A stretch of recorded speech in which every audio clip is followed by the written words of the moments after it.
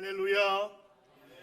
주님의 은혜가 오늘 풍성히 임하는 예배되기를 주의 이름으로 축원합니다. 오늘 여러분과 함께 마라나타 주여 오시옵소서라는 제목으로 여러분 은혜 나누길 바랍니다. 한 신학교에서 공부하던 학생이 열심히 공부해서 A 성적을 받길 원했습니다. 특별히 신약 성서 신학이라고 신약을 공부하는 그런 클래스였는데 열심히 공부했습니다. 그리고 마지막 시험을 보았습니다. 10문제가 나왔는데 9문제까지 잘 썼어요. 근데 10번째 문제가 뭐냐면 그 교수님이 쓰신 교재가 있는데 맨 마지막 센텐스가 뭐냐고 하는 그런 질문이었습니다. 그 정답은 요한계시록 주석을 마치면서 마라나타 주여 오시옵소서, 이 정답이었습니다. 그 학생은 그 답을 쓰지 못하고 정답을 맞추지 못해서 A 학점을 받지 못했습니다. 그래서 그 학생은 마라나타를 쓰지 못했음을 평생 아쉬워했습니다. 그 학생이 바로 접니다. 제가 그것을 못 써서 A 점수를 못 받았어요. 그래서 마라나타 생각하면 항상 아쉬워요. 그때 써야 되는데. 그 뭐냐면 그 교수님이 쓰신 교재의 맨 마지막에 요한계시록 주석을 하면서 결국에 이 책을 끝까지 봤냐 그거예요. 근데 저는 마지막을 못 봤거든요. 시간이 공사다망하고 바빠서 끝까지 보지 못하고 요약본을 봤는데 그 문제가 나왔습니다. 여러분, 마라나타 오늘 우리 성가대에서도 찬양해 주셨는데 여러분, 마라나타 많이 들어보셨습니까? 제가 좀 물어봤더니 마라탕은 제가 많이 들어봤는데 마라나타는 많이 못 들어봤다고. 우리 교회에서 할렐루야, 샬롬, 또 아멘이라는 말은 듣지만 마라나타는 좀 생소한 단어가 아닌가 싶어요. 마라나타라는 단어는 성경 맨 마지막 신약 요한계시록의 마지막 말씀입니다. 예수님이 쓰시던 언어 아람어라고 하는, 거기 아람어에서 마라나타는 주 예수여 오시옵소서라고 하는 그런 뜻입니다. 요즘은 할렐루야, 샬롬을 많이 인사 쓰지만 초대교회의 성도들의 인사는 마라나타였습니다. 주 예수여 오시옵소서. 초대교회 성도들은 주 예수의 강림이 가까웠다는 기대 속에서 살았습니다. 그래서 마라나타라고 인사를 했습니다. 초대교회, 예수님께서 곧 돌아가시고 그리고 십자가의 부활과 영광으로 모든 사람들에게 그 하나님의 영광을 드러내며 그 제자가 많아질 그때에 동시에 예수 믿는 사람들에게도 고난과 핍박이 함께 왔습니다.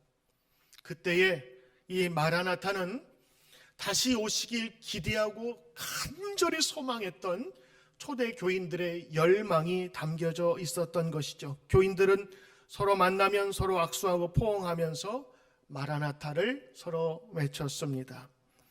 초대교회 성도들은 늘 재림하시고 다시 오실 예수님을 소망하면서 하루하루를 살았습니다. 여러분이 보신 요한계시록은 암울한 시대, 희망이 없어 보이는 시대, 그리고 많은 사람이 핍박을 당하는 바로 그 시대에 쓰여지고 전해진 성경입니다. 그 내용에 보면 순교자들의 피 묻은 옷은 신랑 되신 예수님을 맞이하는 신부의 하얀 드레스로 바뀌고 고난과 시련으로 얼룩진 그 얼굴에는 새 신부의 화장처럼 아름답고 그리고 향기로운 화장품으로 바꾸어지는, 완전히 세상과 그리고 우리가 보여지는 현실 속과는 전혀 다른 이상적인 모습을 우리에게 보여주고 있습니다. 특별히 요한계시록 21장, 여러분이 읽으신 22장은 거의 요한계시록의 마지막 클라이막스입니다. 그때는 하나님의 나라의 축복된 광경이 기록되고 주님을 따르는 성도들과 그리고 교회가 최후 승리와 영광을 얻는 찬란한 장면을 그려놓고 있어요. 아마도 성령으로 이 계시를 반모성에서 받은 사도 요한은 이 마지막 계시록 2장을 쓰면서 엄청나게 주시는 하나님의 은혜 속에서 감격했을 거예요. 우리 지난 2달 동안 우리 교회에서는 생명의 삶으로 묵상을 하는데 그 주제가 요한계시록이었어요. 그래서 1장부터 한 장 한 장씩 살펴보면서 마지막 22장까지 우리가 살펴보았는데, 요한계시록을 우리가 처음에 들어갈 때 두려움도 있었어요. 이 어려운 성경을 어떻게 서로 주석하고 설교할까 하는 것이었습니다. 근데 저만이 아니라 모든 성도들이 같은 생각을 갖고 있어요. 그 계시록에 보면 요한이 반모섬에 유배돼서 감옥에서 하나님의 계시를 받아 적어 쓴 것이 요한의 계시록인데, 그 요한계시록의 내용에 보면 거기 짐승들이 나오고 그 다음에 심판의 내용이 나오고, 그리고 하늘에서 유황이 떨어지고 불이 떨어지고 많은 사람이 죽고 이런 내용들이 거기에 적혀 있기 때문에 그 성경을 보면서 괜히 무섭고, 나도 그 심판대 앞에 서게 되면 나도 혹시 죽지 않을까, 혹은 내 가족들은 어떨까 하는 염려 때문에 이 요한계시록을 보지 못하고, 때론 이 판타지 영화에서나 나올 만한 그런 모습에 성경을 보다가 슬쩍 덮고는 합니다. 요한계시록의 심판과 저주가 무서운 것은 나에게 곧 닥칠 것 같은 그런 긴박함과 또 성경에 나오는 것이 너무 생생하여서 무섭기 때문인 것입니다. 두렵습니다. 그래서 보지 않는 성경 중에 하나가 바로 요한계시록이고, 이 상징과 또 많은 여기에 보면 짐승이라든가 그 사탄의 모습이 사자 혹은 독수리 이런 모습으로 표현되어 있는데, 이것을 잘못 해석하다 보니까 이단들이 이 요한계시록부터 나오는 경우가 많습니다. 여러분, 요한계시록에 나오는 심판과 저주가 여러분에게 닥칠 것이라고 생각하십니까? 오늘 저는 여러분에게 분명히 말씀드립니다. 오늘 하나님의 심판과 하나님의 저주는 성도에게 닥칠 이야기가 아니라 성도들을 괴롭히며 박해하던 그 당시의 거대 세력들, 그리고 로마의 황제라도 하나님을 배반하면 하나님의 그 마지막 큰 능력의 힘이 그 세력들을 부수고 우리 성도들을 다시 세우실 것이라는 메시지였습니다. 결국에 사도 요한에게 보여준 이 요한계시록의 내용은 그가 본 그리고 그가 들은 모든 내용들은 두려움이 아니라 소망이었고, 그리고 기쁨이었습니다. 성경에 나오는 이 심판은 성도들이 아니라 그 성도를 괴롭히고 고난 속에 몰아넣었던 사탄의 자식들, 어둠의 자식들, 믿음을 가졌다가 믿음을 배신하고 다른 길로 돌아선 모든 자들에 대한 하나님의 심판이었습니다. 오히려 사도 요한은 이 무시무시한 광경들을 눈으로 그리고 귀로 직접 들으면서 하나님의 평온함과 하나님의 능력의 위로함을 받았던 것입니다. 그래서 어떤 분은 요한계시록을 강의할 때 이렇게 썼습니다. 요한계시록은 심판과 저주와 짐승이 만난무하는 무서운 성경이 아니라 그 당시에 고통당하는 성도들을 위로하기 위하여 하나님께서 보여주신, 나타내주신 계시다라고 하는 것입니다. 사도 요한도 지금 반모섬이라고 하는데 갇혀서 지금 이 계시를 받은 거예요. 그래서 요한 계시록, 그러면 사도 요한이 계시, revelation, 드러나고 나타난 것을 그가 본 거예요. 그가 억지로 찾아서 볼 수는 없었어요. 그런데 이것이 열려진 거예요. 하나님이 보여주신 거예요. 그래서 그 열려진 것을 그가 자기도 모르는 사이에 수동적인 의미에서 보고 들은 것을 그가 적었어요. 이것이 요한계시록의 내용이라고 하는 것입니다. 성경 맨 신약 뒤에 있지요. 사도 요한은 하나님이 보여주신, 드러내신 이 계시를 마음에 담고 그것을 기록을 했습니다. 그리고 책으로 옮겨 적었어요. 그리고 이것은 사도 요한이 혼자 묵상하기에 본 것이 아니라 그 당시에 고난당하는 많은 사람에게 같이 나누어져 읽혔던 성경인 것입니다. 자, 오늘 이 성경을 누가 관심 있게 보았을까요? 저는 몇 부류의 성도들을 살펴보았는데 초대교회 성도들, 그 중에서도 왜 믿음 때문에 이렇게 우리가 죽어가 있는지를 궁금해했던 성도들, 그리고 과연 내가 지금 지키고 있는 믿음이 옳은 것인가라고 하는 궁금증을 가진 사람들, 또 하나는 정말 예수님을 믿으면 영생이 있고 천국이 있는 것인지, 그리고 하나님이 살아계시다고 하는데 저 박해하는 저 무리들은 어떻게 저렇게 멀쩡하게 세상을 살아가고 있는지 궁금해하고 있었던 성도들에게 오늘 이 요한이 보았던, 요한이 들었던 이 메시지는 강력한 능력이 되었던 것입니다. 신앙을 버리는 사람들이 나타났어요. 그리고 박해를 피해 도망다니면서 낙심하고 좌절되고 절망하면서 그리고 힘들어하던 초대 교인들이 요한이 보고 들었다는 이 메시지를 그들이 함께 읽으면서 그들에게는 보지 못했던 것을 다시 보게 되는 놀라운 경험을 하게 되었던 것입니다. 그들은 용기를 얻었고 소망을 얻게 되었어요. 어린 양이신 예수 그리스도가 백마를 타고 오시며 사탄의 무리를 멸절시키고 다 부수어버리고, 그리고 새 예루살렘에서 하나님이 주인 되시고 순교당한 성도에게 그 눈에서 눈물을 거두시는 하나님의 그 손길을 직접 보고 듣고 흰옷 입은 백성들이 천년만년 하나님과 영광의 시절을 누리게 될 것이라고 하는 이 요한계시록의 그 메시지가 그 당시에 고통당하며 아무 위로 줄 수 없었던 그들에게는 얼마나 큰 힘이 되었던지요. 요한계시록 22장 1절부터 5절에 이런 말씀이 있습니다. 사도 요한이 거의 마지막에 그 모든 환상 가운데 하나님께서 그에게 주셨던, 쏟아부으셨던 그 그림이에요. 한번 여러분 그려보세요. 또 예수님이 수정같이 맑은 생명수의 강을 내게 보이셨는데 거기에 하나님과 및 어린 양의 보호자로부터 흘러나와서 길 가운데로 흐르는데 강 좌우에 생명나무가 있고 12가지 열매가 주렁주렁 맺혀 있고 그 잎사귀는 모든 나라를 그리고 사람들을 치료하기 위하여 있더라. 다시는 저주가 없으며 하나님과 그 어린 양의 보호자가 그 가운데 있는데 그 종들이 예수님을 섬기며 그의 얼굴을 볼 것인데 그의 이름도 그의 이마에 나타나 있다.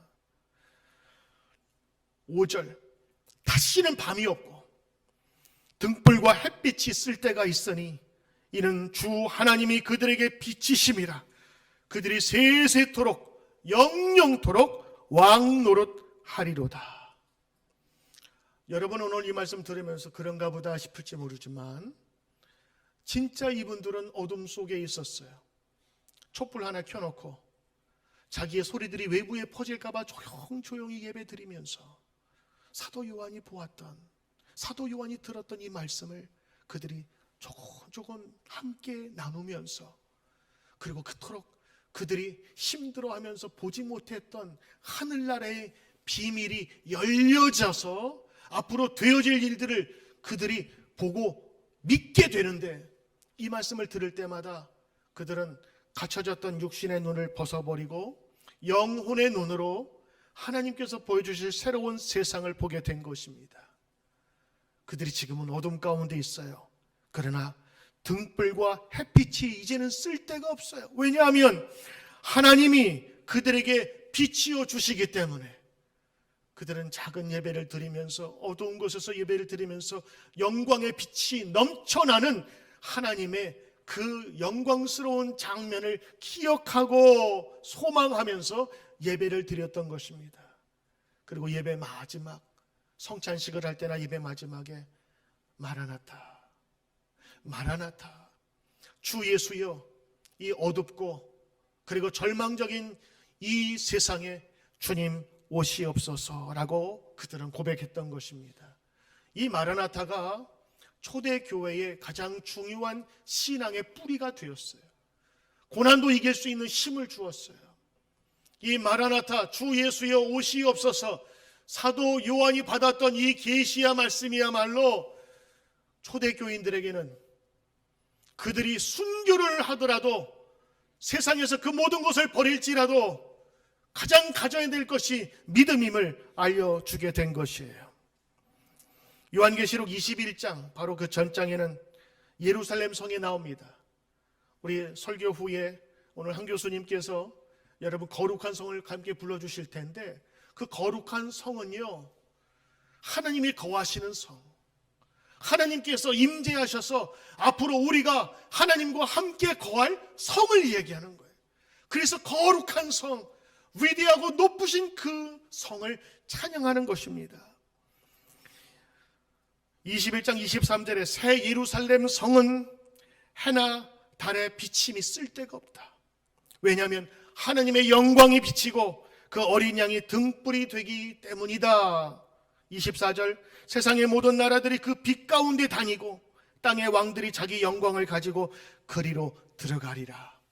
지금은 어떤 세상이에요? 박해와 고난이 있었던, 하나님의 영광이라고는 전혀 볼 수 없는 그런 세상이었어요. 그런데 하나님께서 사도 요한에게 보여주신 이 메시지와 그리고 이 영상은 사도 바울에게 너무도 강렬한 힘을 준 거예요. 저희 어머니가 지난 한 달 동안 입원하시면서 그리고 여러 가지 치료를 연대병원에서 받았어요. 그런데 평상시에 예배 드릴 때하고 병원에서 드릴 때하고 그 느낌이 다른 거예요. 거기에 원목 목사님이 돌아가면서 이제 오셔서 설교를 하시는데 너무 은혜가 되었더래. 거기에서 여러분 여기 오신 것도 하나님의 축복입니다. 이제 여러분 여기서 나가시면 다시 오시지 말아야지요. 이제 나가시면서 성탄 추리에 꼭 사진 한번 찍으세요. 그러면서 그 사진을 찍어서 저에게 보냈더라고요. 성탄 장식을 아름답게 한, 별거 아닌 것 같은 그런 장식이잖아요. 그런데 병원에 왔던 사람들에게는 그 성탄 장식이 소망, 그리고 희망, 그리고 곧 나올 수 있다는 상징과도 같은 것이에요. 거기서 기쁨을 가지고 사진 찍어서 보내셨더라고요. 때로는 여러분 환난과 어려움이 있을 때 환난 때문에 죽는 게 아니에요. 환난과 역경과 절망이 있을 때 진짜 그 사람이 죽는 것은 소망이 없기 때문에 죽는 거라고요. 소망이 있으면 살 수 있는 거예요. 마라나타를 외쳤던 초대교인들은 주님 다시 오소서라는 그 소망 때문에 그토록 모진 고난에도 견디고 참을 수가 있었던 거예요. 그 마라나타의 뿌리는 사도 요한이 보았던 그 환상이었어요.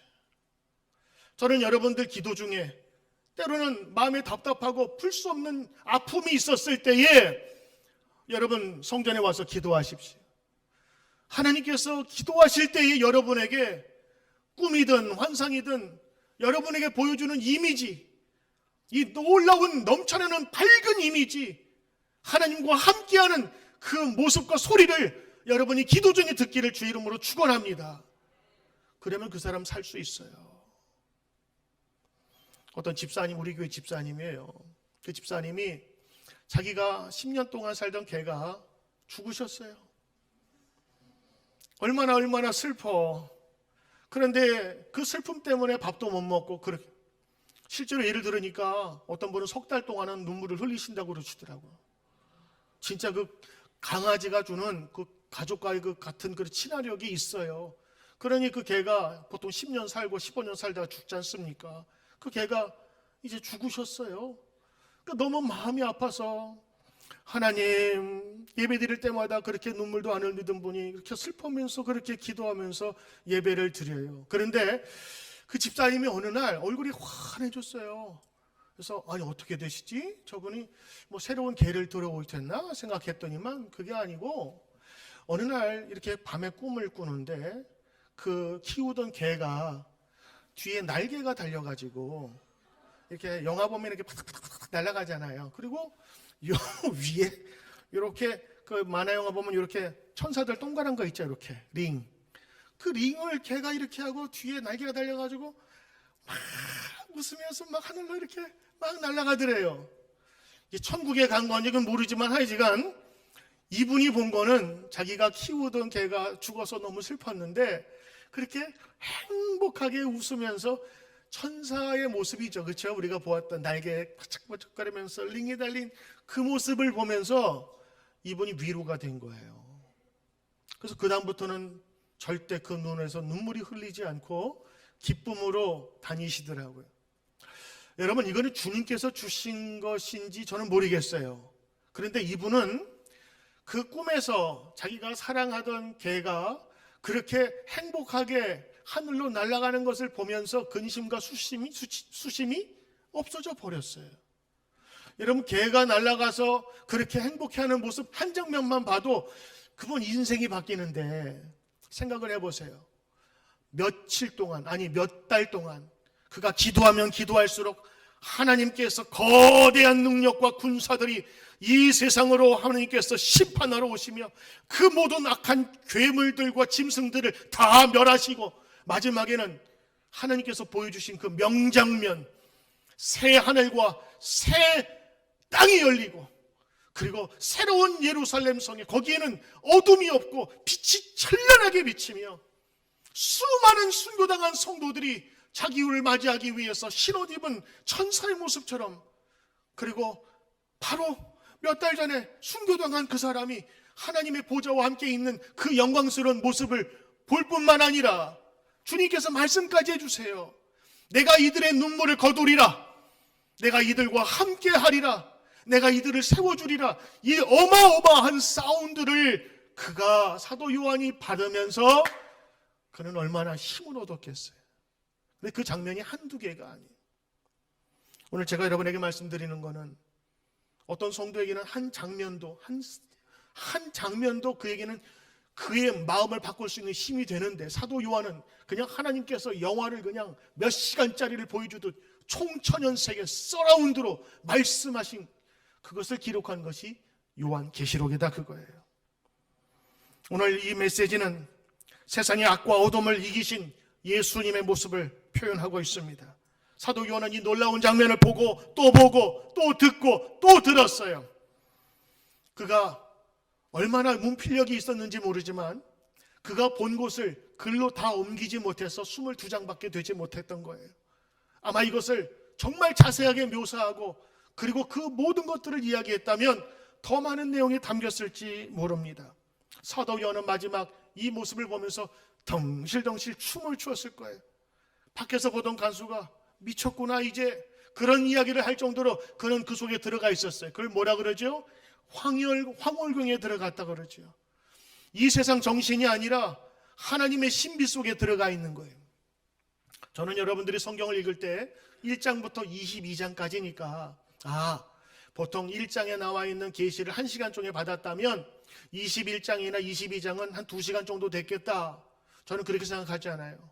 저는 1장부터 한 16장, 17장까지는 1시간씩 정도 하나님께서 하신 계시 아니면 하루 정도라고 받았다 치면 21장, 22장에 있는 이 내용들은요, 이 사도 요한이 어떤 때는 일주일, 어떤 때는 2주일 동안 그 속에서 머물며 거기서 자며 그 속에서 하나님의 영광을 보듯이 아주 장시간 동안 하나님께서 주셨다고 봐요. 그 속에서 충분히 휴식을 누린 사도 요한은 오히려 감옥 안에서 새로운 하나님의 소망과 비전을 보며 이 성경을 기억하며 기록을 했어요. 이 메시지는 그 당시 함께 고난받던 모든 성도들에게는 소망이요 빛이었던 것입니다. 예수 그리스도는 이미 2000년 전에 이 땅 위에 오셨습니다. 그리스도께서 다시 오신다는 말씀과 함께 이 땅을 떠나셨고, 그래서 기독교인들은 그리스도의 재림을 다시 기다리고 있습니다. 마라나타, 주님 오시옵소서.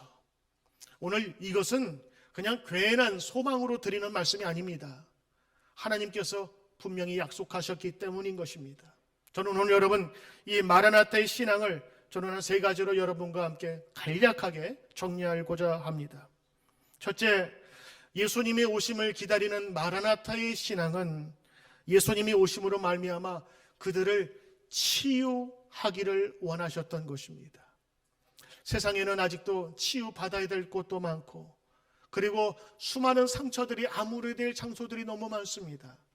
여러분, 우리가 살고 있는 이 미국 땅은 세계에서 제일 안전한 곳이라고 이야기를 합니다. 그러나 여러분, 조금만 우리의 눈을 넓혀서 세계 뉴스를 보시거나 여행을 해보신다면 굶주려 죽는 아이들부터 요즘 흑사병이라든가 에이즈로부터 수많은 병에 노출되어 있는 지역이 있는가 하면 지금도 전쟁으로 수많은 이들이 자기 나라를 찾지 못하고 떠돌아다니면서 죽음 앞에 서 있는 아픔이 있는 곳이 얼마나 많은지요. 그 땅에도 주님 다시 오셔서 그들의 눈물을 거두셔야 될 줄 믿습니다. 오늘 주님께서는 이 땅에 오셔서 그분이 통치하시는 그 나라에 대해서 이야기를 해주고 계세요. 성경에 아까 여러분 읽으신 것처럼 그 보좌에서 생명수 물이 나오는데 그 물이 흐르는 곳이 강이 되었어요. 얼마나 물이 나오든지 강이 되면서 그 강가에 나무가 있는데 열매가 있고 거기에 잎사귀들이 치료의 잎사귀를, 그 잎사귀만 만지고 먹으면 모든 사람이 어떤 질병이라도 다 회복해 된다라고 하는 그 메시지를, 그 마음을 사도 요한이 들었단 말이죠. 여러분, 이런 죽을 병이나 힘든 병에 걸리면 모든 사람은 낫고 싶어 합니다. 어떤 사람은 암, 말기, 사기에 낫겠다고 개 구충제를 먹잖아요. 요즘에 한국에서 그런 뉴스가 있대요. 구충제 먹으면 뭐 낫는다는 것 때문에 개 구충제가 막 100만 원씩 뛴다고 그래요. 진짜로 그게 어떤 효력이 뭐 있다고 하는 건데 의사들은 그거 믿지 말라고 하지만 암 걸린 사람은요, 그거 낫기 위해서 그거 뭐라도 먹는 거예요. 뭐라도 먹어야 내가 날 것 같더니 이젠 병원에서는 다 포기했으니까 그 사람에게는요, 치료라는 말이 생명이요, 자기에게는 소망인 거예요. 예수님의 오심은 우리의 치료자 되시고 치유자 되시기에 오시는 줄 믿습니다. 그래서 여러분들, 우리의 가정과 우리의 교회에 하나님, 주님 오시옵소서, 주님 오셔서 치료해 주십시오. 오늘 이 믿음으로 곧 기도해야 될 줄 믿습니다. 두 번째는 여러분, 이 마라나타의 신앙은 하나님의 약속에 근거한 것입니다.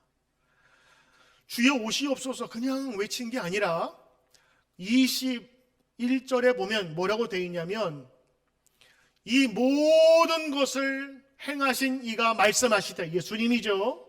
예수님이 이렇게 말합니다. 내가 진실로 속히 오리라. 진실로는 꼭이라고, 반드시라는 것입니다. 그러니까 내가, 예수님이 내가 반드시 속히 오겠다라는 말씀에 사도 요한이 응답합니다. 맞습니다. 아멘.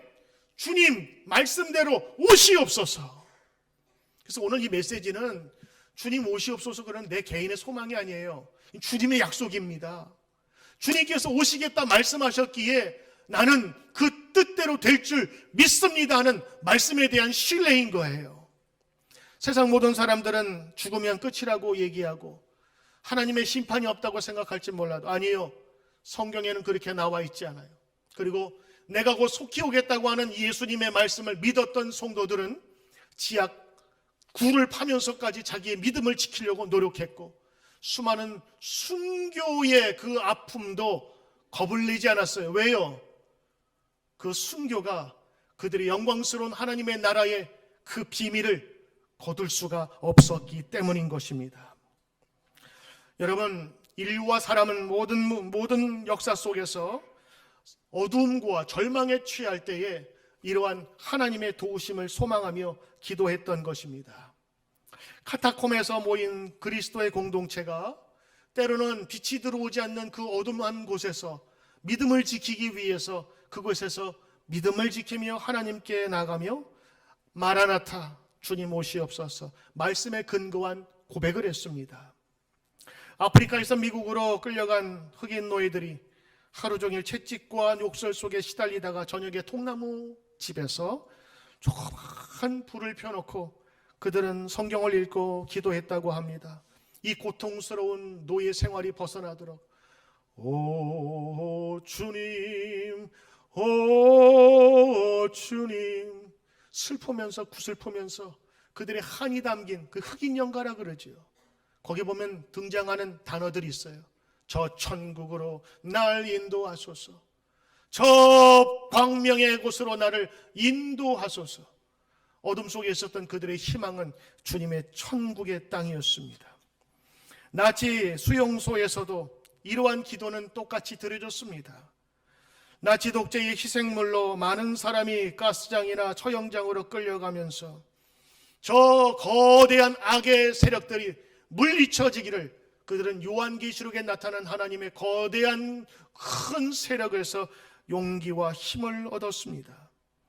이 기도는 식민지 생활을 하면서 독립을 외쳤던 우리 대한민국에서도 있었습니다.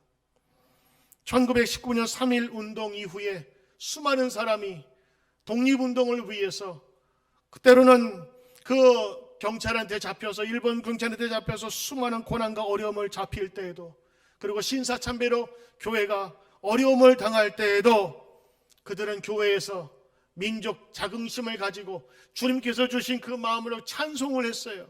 그때 부른 찬송이 이런 찬송입니다.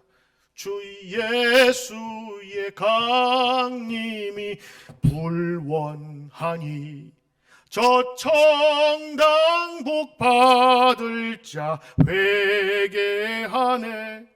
주 성신도 너희를 부르시고 무천사도 나와서 영접하네. 여러분, 여기에 있는 가사들 보세요. 요한계시록에 나와 있는 가사 그대로예요. 지금은 힘이 없어서, 지금은 억눌려 있지만 예수 믿는 자들이 하나님의 믿음 안에 거하게 될 때에 주님께서 반드시 임하게 된다. 주 예수의 강림, 주 예수의 오심이 불온하다. 이제는 멀리 뵈는 것 같지만, 그러나 천당복 얻을 자 회개하라.